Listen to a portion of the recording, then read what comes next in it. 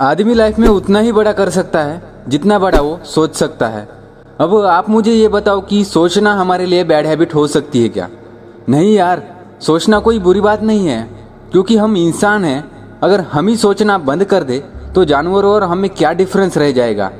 ये पावर हमें God gifted है, बस इसका सही यूज करना हमें आना चाहिए।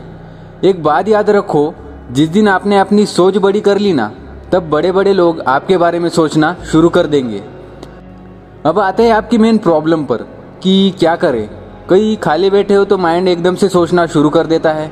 यहाँ तक तो कई बार अगर बाथरूम में भी बैठे हो तब भी ख्यालों में खोने लगते हो कि यार मेरे साथ ऐसा नहीं होना चाहिए था, उसने मेरे साथ ऐसा क्यों किया, मैं वहाँ पर ऐसा बोल सकता था, यार कल रात उसने मैसेज का रिप्लाई नहीं किया, सब मुझे डांटते क्यों है, क्या सच में मैं इतना बुरा हूँ, समझ नहीं आ रहा लाइफ में क्या करूँ। और न जाने माइंड में कितने थॉट्स आते रहते हैं जो कि कोई काम के नहीं होते। अब सवाल ये आता है कि ऐसे सोचते रहना हमारे लिए प्रॉब्लमेटिक हो सकता है क्या? तो यार ये पूरा डिपेंड करता है आपकी सोच पर। कभी आपने गौर किया है कि गलत सोचने पर वो चीज़ हमेशा गलत ही क्यों होती है? वो गलत इसलिए हो जाती है क्योंकि आप कभी भी सही नहीं सोच पाते। अब ये गलत सोचना और सही सोचना क्या है, इसे एक एग्जाम्पल से समझते हैं, इसे समझने में मज़ा आएगा। मान लो कि आप एग्ज़ाम लिख रहे हो, तब आप क्या करोगे? क्या आंसर शीट खाली छोड़कर घर पे वापस आओगे? नहीं ना, साल भर में जितनी भी स्टडी की है, जितनी पढ़ाई की है, उसे माइंड में प्रोसेस करोगे और सोचकर राइट क्वेश्चन का राइट आंसर लिखोगे। अगर स्टडी भी नहीं की तो तुक्का मारने के लिए भी तो सोचना तो पड़ेगा। तो क्या यहाँ पर सोचना हमारे लिए बुरा हो सकता है? नहीं, यहाँ पर अपोजिट है। यहाँ सोचना पड़ेगा, सोचकर नहीं लिखोगे तो एक साल बर्बाद। तो इसे कहते हैं राइट थिंकिंग। अब जानते हैं कि रॉन्ग थिंकिंग किसे कहते हैं। यारो दूसरा एग्जाम्पल लेने से बेहतर है कि पहले वाले को ही कंटिन्यू करते हैं, ताकि आपकी ओवर थिंकिंग की जो प्रॉब्लम है, ओवर थिंकिंग के बारे में जो कन्फ्यूजन है, वो दूर हो जाए। सपोज आप एग्ज़ाम देकर घर जा रहे हो, तब रास्ते में थॉट्स आते हैं कि यार इसका आंसर ये था, मैंने गलत लिखा, इसका आंसर मुझे आता था फिर भी मैं नहीं लिख पाया, अब मैं फेल हो गया तो, अरे यार क्या करूँ, कुछ समझ में नहीं आ रहा। होता है ना ऐसा? हाँ होता है, सबके साथ होता है। तो मुझे ये बता यार कि तेरे इस तरह सोचते रहने से एग्ज़ाम रिजल्ट बदलने वाला है क्या? नहीं, वो तय है। तो जो चीज़ फिक्स है उसके बारे में सोचकर टाइम क्यों वेस्ट कर रहे हो? वही टाइम स्टडी के लिए लगा दो, ताकि अगली बार ऐसी गलती ना हो। यारो ये होती है रॉन्ग थिंकिंग कि ऐसा होता तो वैसा होता, वैसा होता तो ऐसा होता। तो दोस्तों, राइट डायरेक्शन में थिंकिंग करने से कोई प्रॉब्लम नहीं है, पर आप अगर रॉन्ग वे में थिंकिंग करते हो तो आपको प्रॉब्लम हुई है, हो रही है और फ्यूचर में भी ज़रूर होगी। तो गलत डायरेक्शन में सोचकर, यानी कि ओवर थिंकिंग कर कर आप सिर्फ और सिर्फ अपना टाइम, एनर्जी लूज कर रहे हो और आपके माइंड पर कंट्रोल नहीं है। तो ऐसा क्या किया जाए कि ओवर थिंकिंग की जो प्रॉब्लम है उसे हमेशा के लिए छुटकारा पाया जा सके?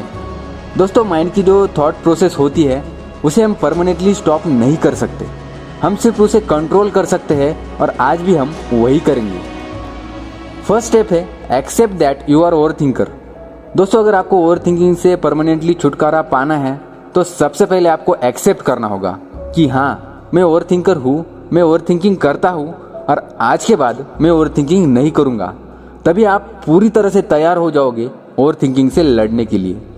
मुझे ये पता है कि ये एक्सेप्ट करना इतना आसान काम नहीं है, क्योंकि कहना आसान है पर करना उतना ही मुश्किल। पर यार मुझे तुम पे पूरा भरोसा है कि तुम ये कर सकते हो। सेकंड स्टेप है म्यूजिक। म्यूजिक एक बेस्ट सॉल्यूशन है ओवर थिंकिंग के ऊपर। जब भी माइंड में नेगेटिव थॉट्स आने लगे या आप कुछ गलत सोचने लग जाओ तो अपना फेवरेट म्यूजिक प्ले कर दो और उसे सुनो। आप यकीन नहीं करोगे, पर म्यूजिक सुनने से ओवर थिंकिंग की जो प्रॉब्लम है उसे 70% कम किया जा सकता है। बाकी का जो 30% बचता है वो हम आगे के स्टेप में कम करेंगे।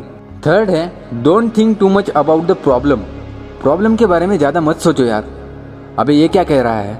हमें अगर कोई प्रॉब्लम है तो हमें उसे सॉल्व करना पड़ेगा, और वो सॉल्व तभी होगी जब हम सोचेंगे। दोस्तों, आप मुझे सिर्फ इतना बता दो कि आपको अगर कोई प्रॉब्लम है तो क्या आप उसे सॉल्व कर सकते हो या नहीं। अगर आपका आंसर यस है ना, तो उस प्रॉब्लम के बारे में सोचना छोड़ दो, क्योंकि आप उसे सॉल्व कर सकते हो। अगर आपका आंसर नहीं है तो भी सोचना छोड़ दो, क्योंकि जिसे आप सॉल्व ही नहीं कर सकते उसके बारे में सोचकर आप क्या उखाड़ लेंगे। मैं जो कहना चाहता हूँ कि आपके समझ में आ रहा है क्या? ओवर थिंकिंग की जो मेन जड़ है वो हम आगे देखेंगे, मेन रीज़न क्या है ओवर थिंकिंग का वो भी देखेंगे, पर उससे पहले जानते हैं स्टेप 4 के बारे में। स्टेप 4 है मेडिटेशन। ओवर थिंकिंग की जो हैबिट है उसे एकदम से हटाना पॉसिबल नहीं है, पर अगर मेडिटेशन किया जाए तो ये काफ़ी आसान हो सकता है। जब भी आपको लगे कि माइंड नेगेटिव सोच रहा है, माइंड में नेगेटिव थॉट्स आ रहे हैं, तो तुरंत अपनी आइज़ को क्लोज कर दो और अपनी सांसों पर कॉन्सेंट्रेट करो, सांसों की काउंटिंग करो। शुरू में ये करना इतना आसान नहीं होगा, पर अगर एक बार आपको ये गुड हैबिट लग गई ना, तो ओवर थिंकिंग की जो बैड हैबिट है वो आपसे दूर हो जाएगी। स्टेप 5 है forget the past and future and live in present. दोस्तों, ये ओवर थिंकिंग की मेन जड़ है। अगर आपने इसे ख़त्म कर दिया ना, तो आपकी प्रॉब्लम 100% सॉल्व हो जाएगी। आप में से कुछ लोग हैं जो पास्ट के बारे में सोचते हैं, कई बैठे बैठे बीती हुई बातों को याद करते हैं। मुझे ऐसा करना नहीं चाहिए था, मेरे साथ ऐसा क्यों हुआ। पर आप मुझे ये बताओ कि क्या आप बीती हुई बातों को बदल सकते हैं? नहीं ना, आप नहीं, बल्कि कोई भी बीती हुई बातों को बदल नहीं सकता। बीती हुई बातों से आप सीख ले सकते हो कि मेरी गलती कहाँ हुई थी, और नेक्स्ट टाइम ट्राई कर सकते हो वो गलती दोबारा ना हो। सो जिस चीज़ को आप चेंज नहीं कर सकते, जिस चीज़ को आप बदल नहीं सकते, उसके बारे में सोचकर अपना प्रेजेंट क्यों खराब कर रहे हो? सिर्फ एक बात याद रखो, रात गई बात गई। वैसे ही कुछ लोग हैं जो फ्यूचर के बारे में सोचते हैं, मेरा क्या होगा, मुझे ये करना है, मुझे वो करना है। पर आप लोग ये भूल रहे हो कि आपका फ्यूचर आपके प्रेजेंट के ऊपर डिपेंड है। आज आप जो एक्शन लेने वाले हो उस पर आपका कल डिपेंड करता है। आप आज क्या कर रहे हो? अपने फ्यूचर के बारे में सोचकर अपने प्रेजेंट का टाइम खराब कर रहे हो। पर दोस्त, ये याद रखो, प्रेजेंट खराब तो आपका फ्यूचर भी खराब। तो पास्ट और फ्यूचर के चक्कर में अपने प्रेजेंट को मत बिगाड़ो यार। ज़रा सोचो मेरे यार, और आज से ही कोई एक्शन लो और ये ओवर थिंकिंग की जो बैड हैबिट है उसे दूर कर दो।